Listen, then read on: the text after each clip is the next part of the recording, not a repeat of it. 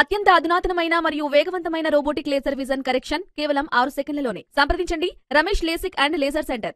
నమస్తే, welcome to Vihari news.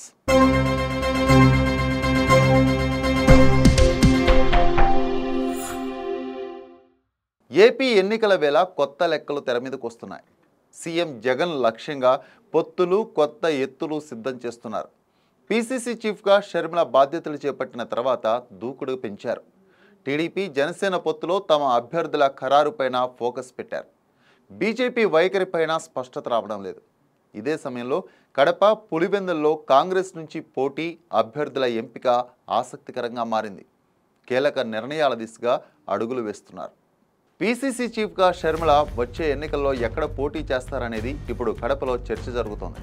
Kadapa parliament, Pulivendula స్థానాల వైపు షర్మిల చూస్తున్నారనే ప్రచారం సాగుతోంది. పులివెందుల నుంచి వైసీపీ అభ్యర్థిగా జగన్ మరోసారి పోటీ చేయడం ఖాయం. అదేవిధంగా ఎంపీ అభ్యర్థిగా వైఎస్ అవినాష్ రెడ్డి తిరిగి పోటీ చేస్తారని చెబుతున్నారు. దీంతో వైసీపీ నుంచి అభ్యర్థుల విషయంలో అధికారికంగా నిర్ణయం వెలువడిన తర్వాత కాంగ్రెస్, టీడీపీ తమ అభ్యర్థులను ఖరారు చేయాలని భావిస్తున్నాయి.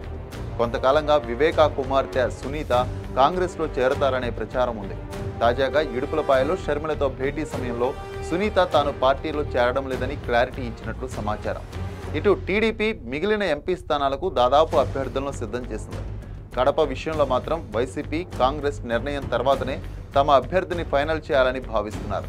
అయితే తాజాగా ఓ కీలక ప్రతిపాదన తెర మీదకు వచ్చినట్లు తెలుస్తోంది.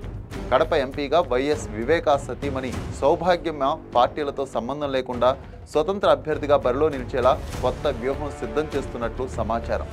వివేకా కుటుంబానికి మద్దతుగా నిలుస్తామనే నినాదంతో టీడీపీ, కాంగ్రెస్ నుంచి అభ్యర్థులను నిలబెట్టకుండా అక్కడ సౌభాగ్యమ్మ పోటీలో ఉంటే మద్దతిచ్చేలా కొత్త ప్రణాళికలతో ముందుకు వెళ్తున్నట్లు జిల్లాలో చర్చ సాగుతుంది. దీని ద్వారా ముఖ్యమంత్రి జగన్ ఎంపీ అవినాష్ను టార్గెట్ చేయడం లక్ష్యంగా కనిపిస్తోంది. ఇదే సమయంలో వైసీపీలోనూ కడప జిల్లాలోని అసెంబ్లీ అభ్యర్థుల విషయంలో మార్పులు ఉండే అవకాశం ఉందనే అభిప్రాయం వ్యక్తమవుతోంది. జమ్మలమడుగు, కమలాపురం, కడప అసెంబ్లీ స్థానాల్లోనూ మార్పులు ఉంటాయని పార్టీ నేతలు భావిస్తున్నారు.